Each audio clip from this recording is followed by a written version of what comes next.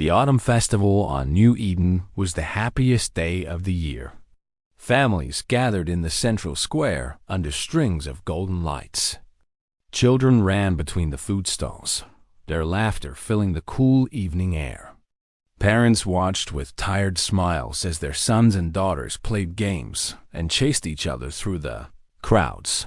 Linda Cole stood near the fountain, holding a cup of warm cider.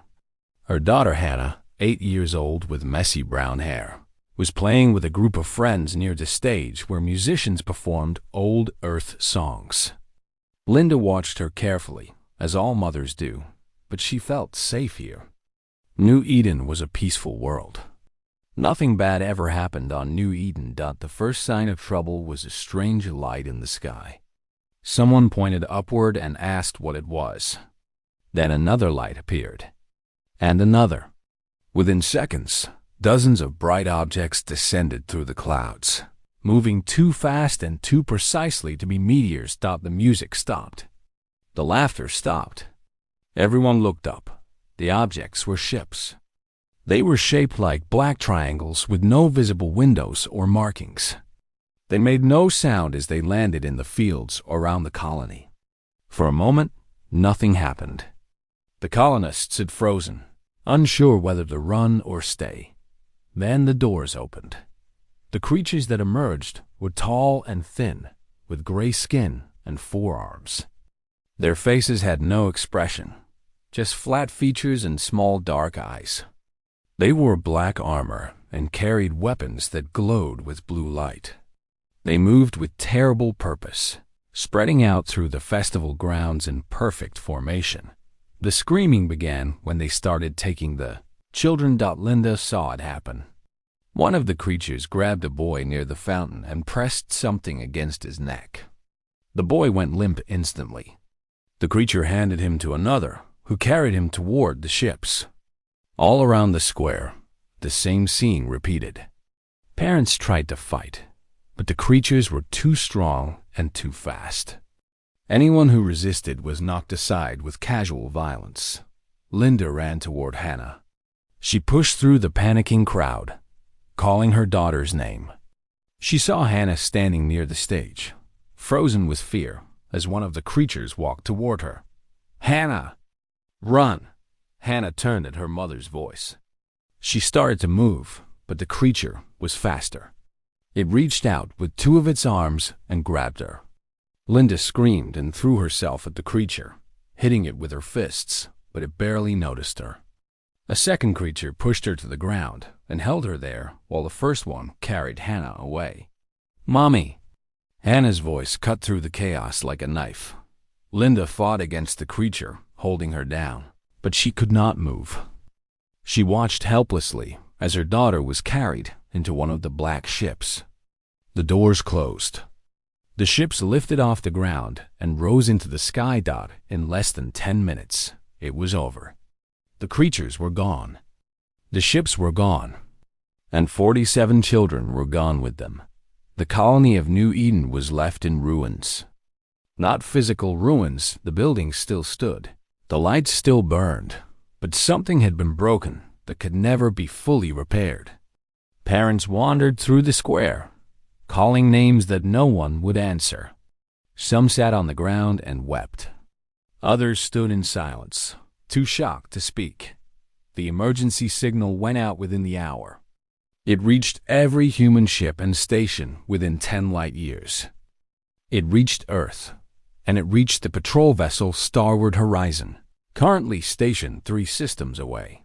Commander Nathan Cole was in his quarters when the message arrived. He read it twice, then a third time. His hands began to shake. New Eden, 47 children taken. Among the missing, Hannah Cole, age 8, daughter of Linda Cole, sister of deceased Captain Roger Cole, Hannah, his niece. His brother's daughter, Nathan, was on the bridge within minutes, ordering maximum speed to New Eden. The journey took 14 hours. They were the longest 14 hours of his life. When the Starbound Horizon arrived, Nathan took a shuttle down to the surface.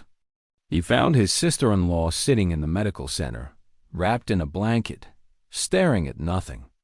Her eyes were empty. When she saw Nathan, she started crying again. "They took her," Linda whispered. "They took my baby." Nathan held her and promised he would bring Hannah back. He did not know if he could keep that promise, but he made it anyway. Dr. Laura Bennett, the ship's medical officer, examined the scene with a team of specialists. They found strange equipment left behind by the creatures, scanning devices designed to identify children with specific genetic markers. The creatures had not taken children at random. They had chosen them. Intelligence Officer Daniel Perry identified the creatures from galactic databases.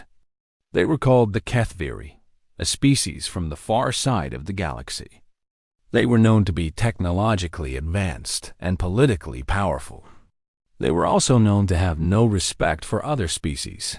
Ambassador Patricia Vance contacted the Galactic Council immediately. She demanded action. She demanded justice. The Council responded with words of sympathy and promises of investigation. They explained that the Kethi were a sovereign species and that proper procedures must be followed. These things took time. How much time? Vance asked. "Several months," the Council representative replied. "Perhaps a year." "Our children do not have a year," Vance said coldly. "Humanity will not wait for your paperwork while our children suffer." The Council warned against taking unilateral action. They spoke of diplomatic consequences and galactic law. Vance ended the transmission without responding. That night, Nathan stood alone on the observation deck of the starward horizon. He looked out at the stars and thought about Hannah. He remembered teaching her to ride a bicycle. He remembered her laugh, her smile, the way she called him Uncle Nate, even though he always pretended to be annoyed by it. Somewhere out there, she was frightened and alone.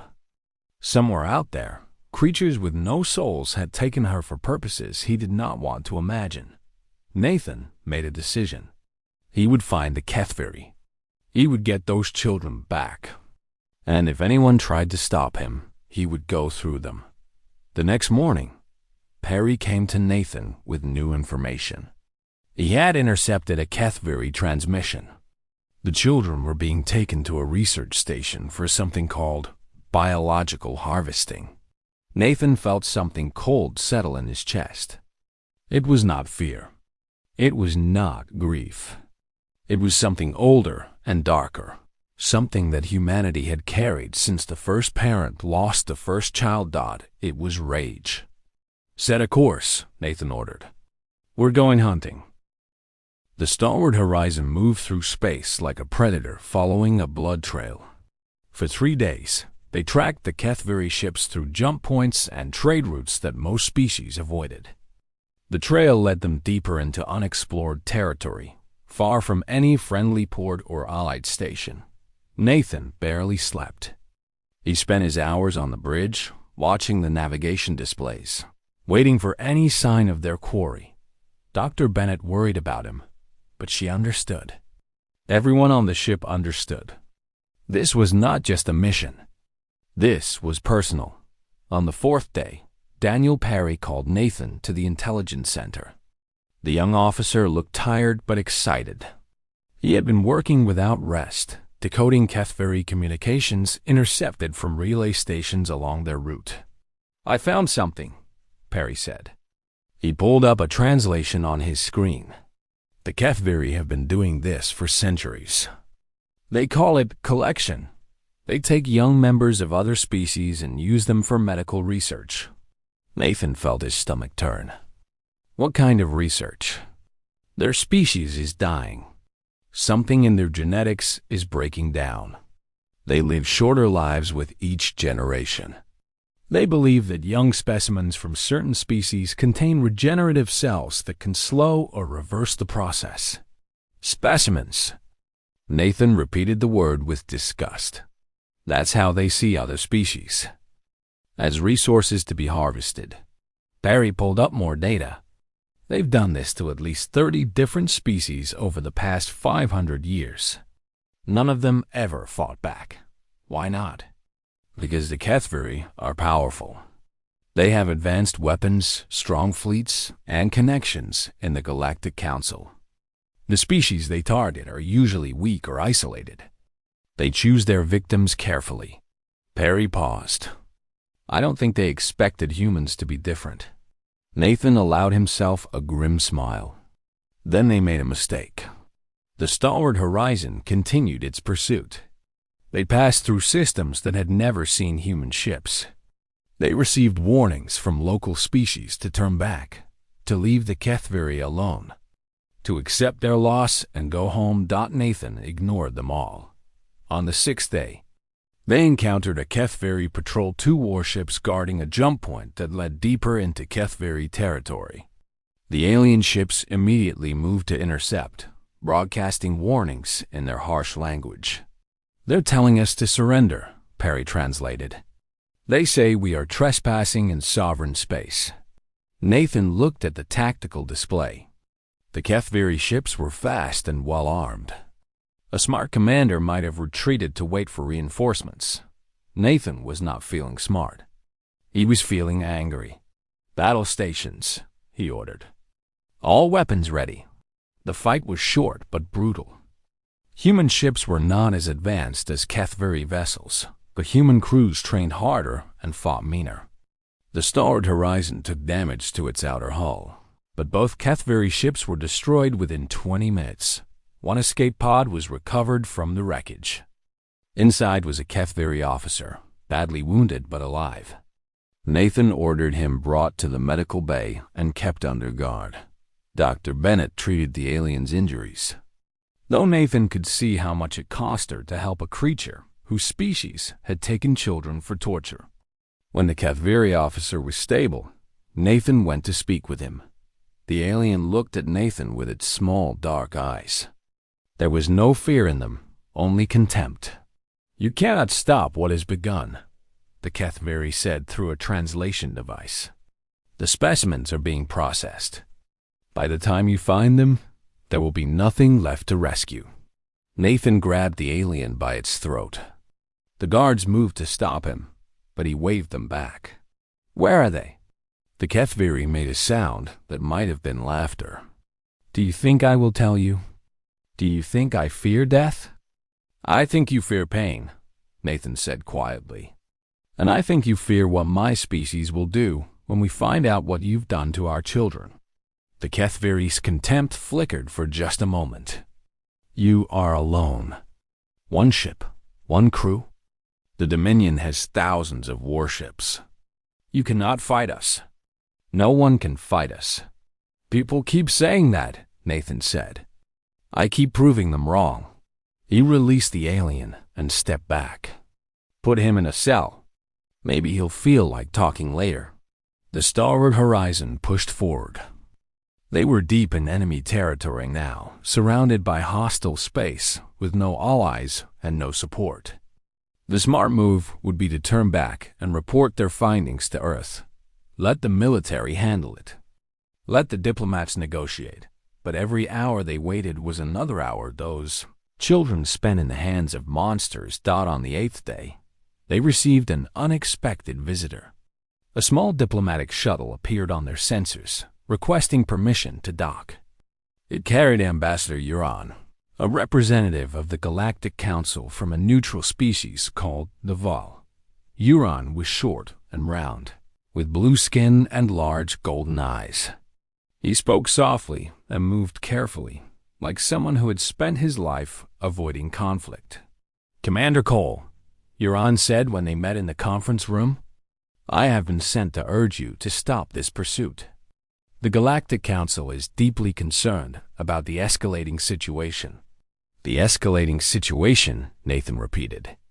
You mean the kidnapping and torture of children? Euron shifted uncomfortably.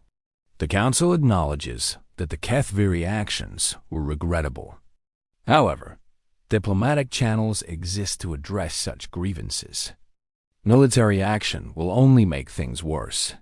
Diplomatic channels take months. Those children don't have months. Commander, please understand.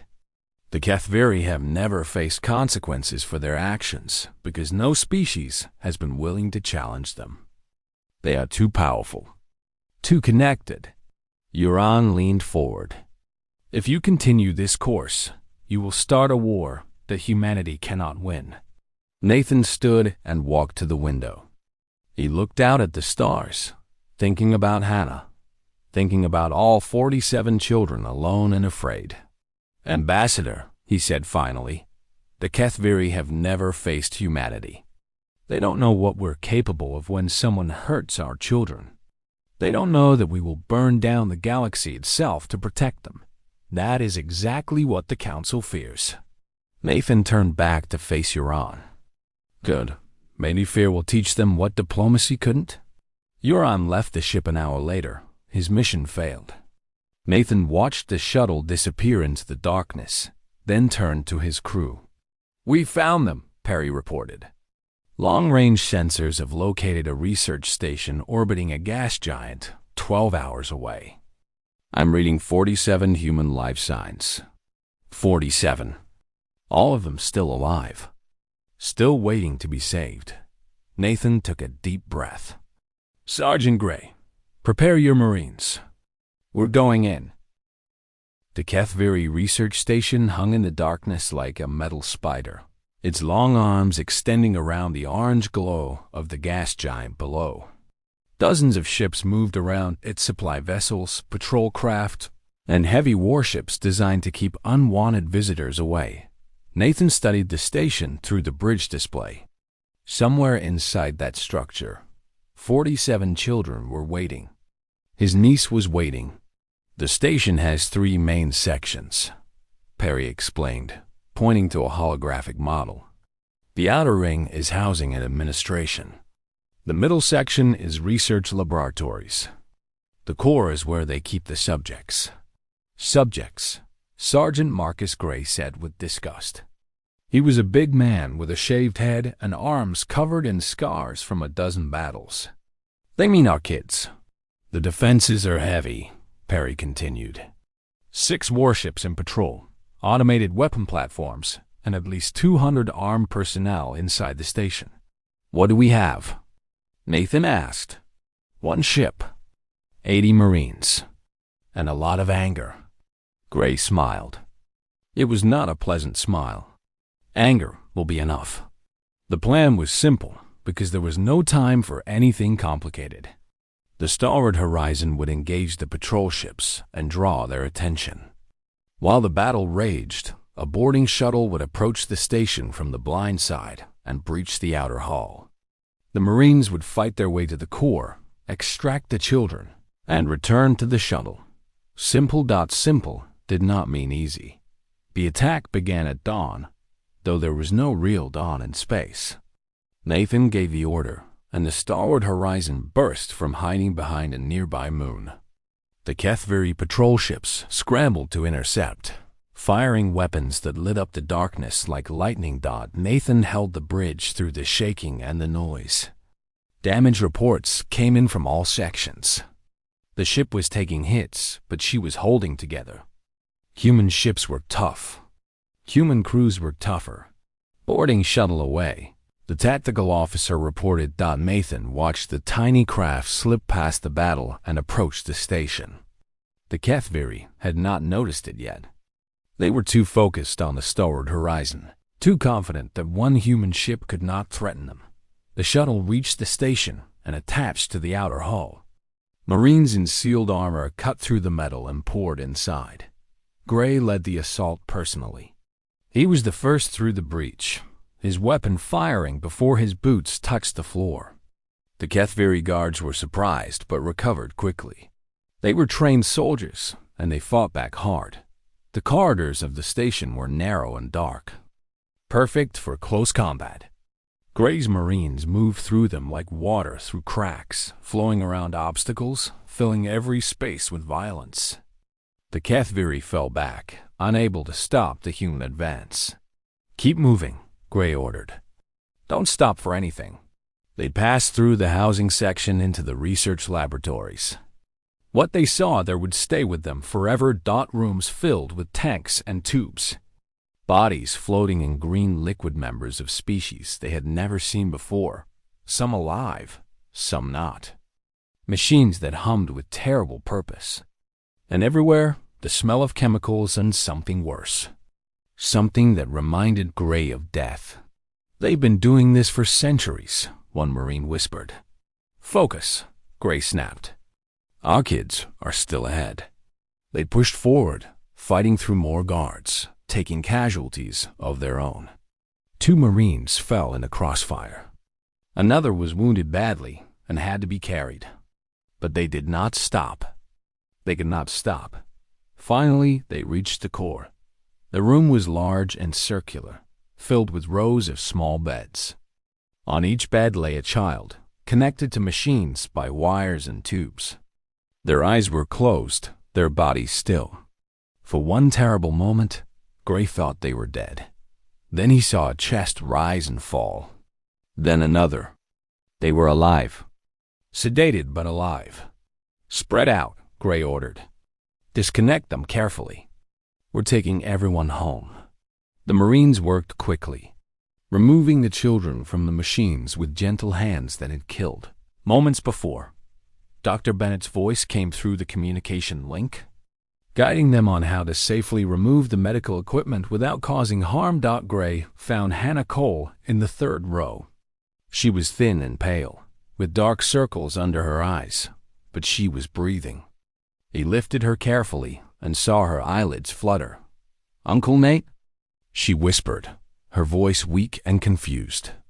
"I'm not your uncle, sweetheart," Gray said softly. "But he sent me to bring you home." A noise at the door made him turn. A Kethviri in white robes stood there, holding a small device. Behind the alien were more guards.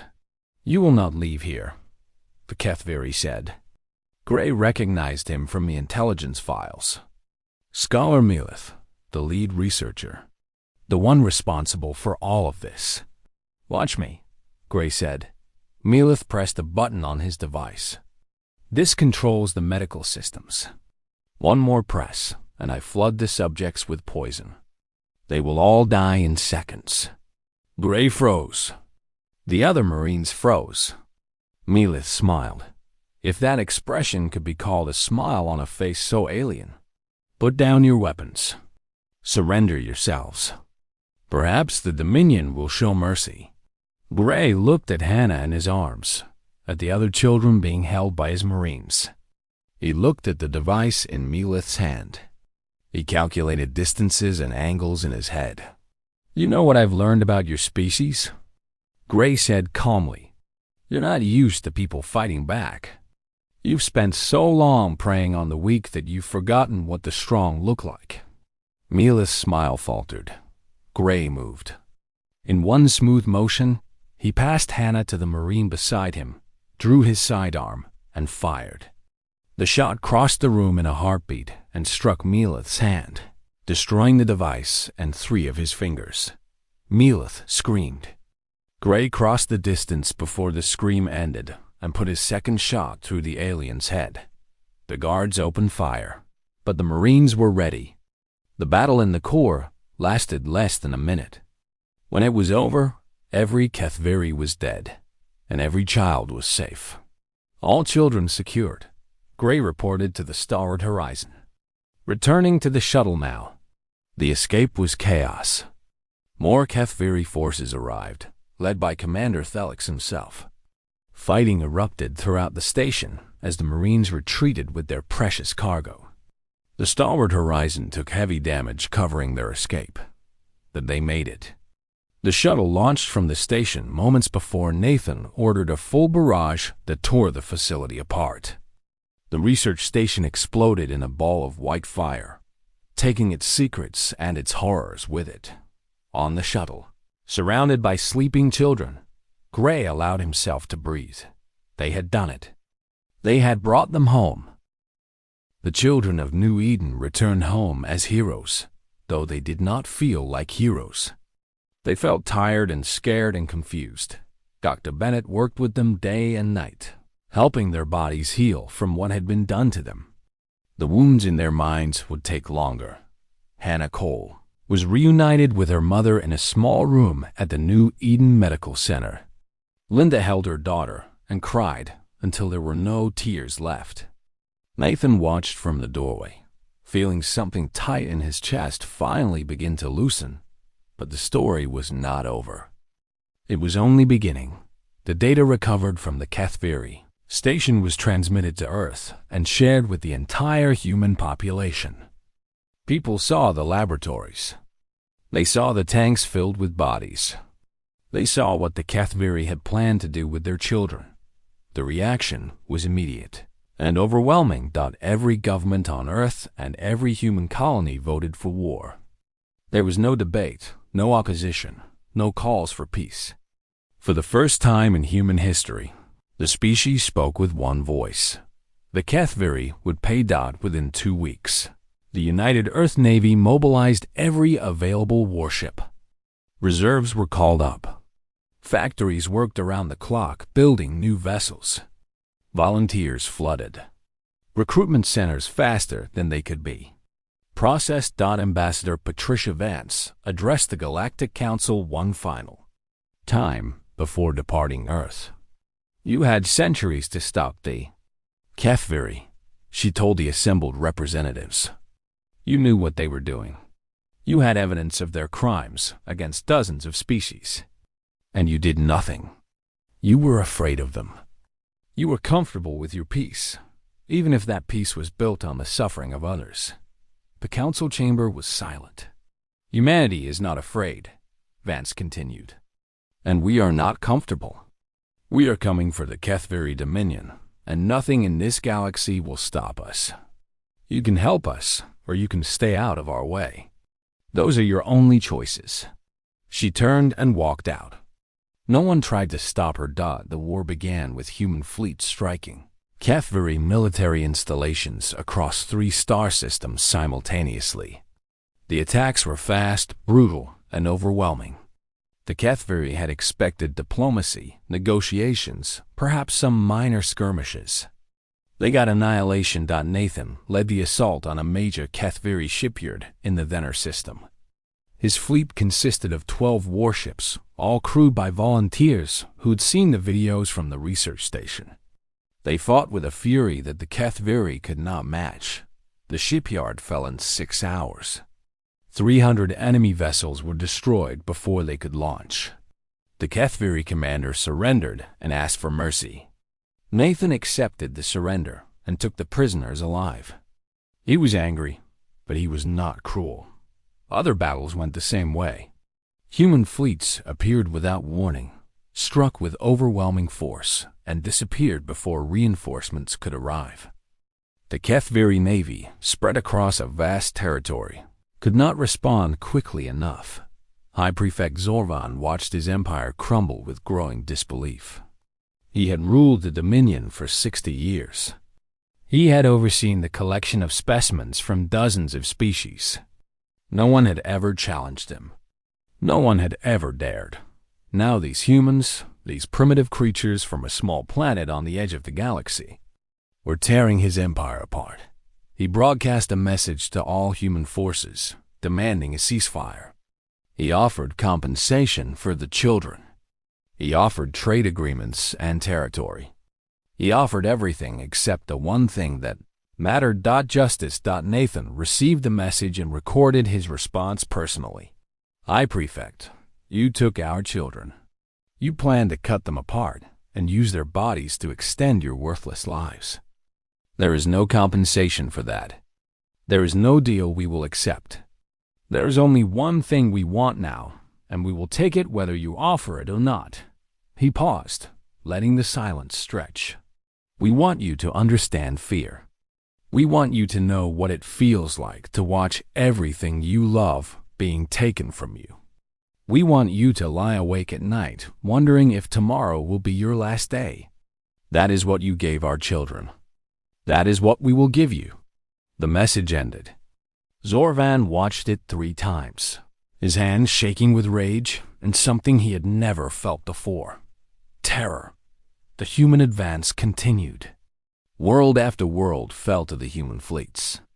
Kethi military bases were destroyed. Warships were hunted down and eliminated. The Dominion's power, built over thousands of years, collapsed in weeks. Ambassador Euron returned to the starward horizon as the human fleet approached the Kethi home system.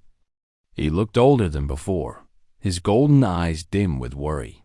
"Commander Cole, I beg you to reconsider," Euron pleaded. "You have won. The Kethi are broken. Their military is destroyed. What more do you want?" "I want them to never do this again," Nathan said. "I want every species in this galaxy to know that there are consequences for hurting children. I want the Kethi to be an example." "An example of what? Genocide?" Nathan's jaw tightened. "I haven't decided yet." The human fleet surrounded the Kethi homeworld like a fist closing around a throat. Billions of Kethi civilians looked up at the sky and saw the ships that would decide their fate. Zorvan made one final broadcast. He stood on the balcony of his palace, looking old and tired. "People of the Dominion, the humans have come for us. They want to destroy everything we have built. But I will not surrender. I will not bow to these inferior creatures. If they want our world, they will have to take it from our corpses." He raised his hand, and weapons platforms across the planet powered up. "We will take every human ship with us. We will make them bleed for every meter of our soil. We will." The broadcast cut off. Across the planet, Kethi citizens looked at each other in silence. They looked at their children. They thought about what had brought them to this moment, and slowly, one by one, they began to refuse. Nathan received a new transmission. It was not from Zorvan. It was from ordinary Kethi citizens, begging for mercy, offering to surrender their leaders, promising to do whatever was necessary to end the war. He looked at the message for a long time. Then he looked at a photograph he kept on his desk. Hannah, smiling, healthy, alive. She had sent him a message that morning. All the children of New Eden had signed it. It said only 4 words: "Remember who you are." Nathan closed his eyes and made a decision. The surrender came at dawn on the Kethi homeworld. Not from High Prefect Zorvan, who locked himself in his palace and refused to speak, but from the people themselves. Military officers laid down their weapons. Government officials opened the doors to their buildings. Ordinary citizens walked into the streets with their hands raised, hoping that the humans would show them the mercy their leaders had never shown others. Nathan watched from the bridge of the starward horizon as transport ships descended to the planet's surface. There was no resistance. There was no fighting. The Kethi Dominion, once the most feared power in this sector of the galaxy, surrendered without a single shot being fired. He thought about what Zorvan had said, about making humanity bleed for every meter of soil, about taking human ships down with them. Empty words from a hollow leader who had never faced consequences in his life. Nathan took a shuttle down to the surface. He landed in the capital city, a vast metropolis of silver towers and empty streets. Kethi citizens watched from windows and doorways as human soldiers marched through their home. None of them tried to fight. They had seen what happened to those who fought. The palace stood at the center of the city, surrounded by walls that had never been breached in 3,000 years of Kethi history. Human marines breached them in 15 minutes. Zorvan was found in his private chambers, sitting on a throne that had been built from the bones of conquered species. He looked small and old, his gray skin hanging loose on his thin frame. When Nathan entered the room, the High Prefect did not stand. "So you have come," Zorvan said. "The human who burned my empire. The human who destroyed everything my ancestors built." Nathan stood before the throne and said nothing. "Do you feel proud?" Zorvan continued. "Do you feel like a hero? You have killed millions of my people. You have destroyed our fleet, our stations, our future. For what? For a few dozen of your offspring?" 47 children, Nathan said quietly. That's what you took. 47 children who were playing at a festival. 47 children who had done nothing to you. 47 children you planned to cut apart and use like spare parts. Zorvan waved a dismissive hand. They were specimens, resources. Their sacrifice would have extended Kethviri lives for generations. Surely you can understand the greater good. Nathan felt anger rise in his chest, but he controlled it. This creature was not worth his rage. The Kethviri people have surrendered, Nathan said. They have agreed to our terms. Complete disarmament. Surrender of all war criminals. Permanent monitoring by the Galactic Council to ensure you never harm another species. Zorvan laughed. It was a bitter, ugly sound. And you think I will agree to this? You think I will hand over my generals, my scientists, myself, to face your primitive justice? No, Nathan said. I don't think you will. But your people will. As if on cue, the doors of the chamber opened.